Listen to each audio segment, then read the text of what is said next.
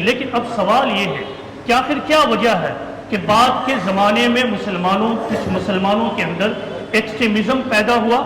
یعنی how did extremism rise Umang Muslim if Islam is peaceful?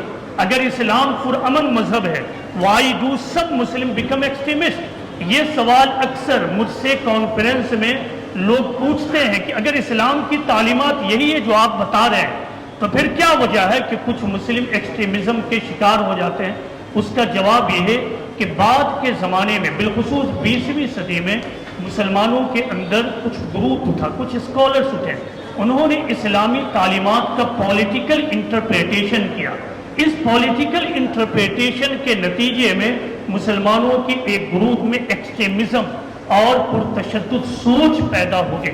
یہی وہ چیز ہے، یعنی پولیٹیکل انٹرپریٹیشن آف اسلام، یعنی اسلام کی سیاسی تعبیر، جس نے کچھ مسلمانوں کو پرتشدد طریقہ کی طرف مائل کیا۔ لیکن جہاں تک اسلام کی تعلیم ہے، مزید یہ کہ یہ جو پولیٹیکل انٹرپریٹیشن آف اسلام ہے، یہ خود اسلام کی بنیادی تعلیمات کے سراسر خلاف ہے۔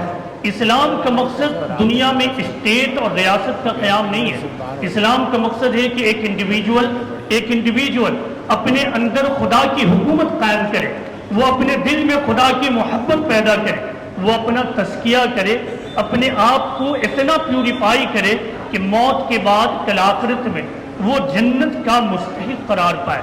یہ کچھ امپورٹنٹ ٹیچنگز تھیں جن کے بارے میں لوگوں کو غلط فہمی ہوتی ہے، تو میں نے اس کو آپ کے سامنے رکھ دیا۔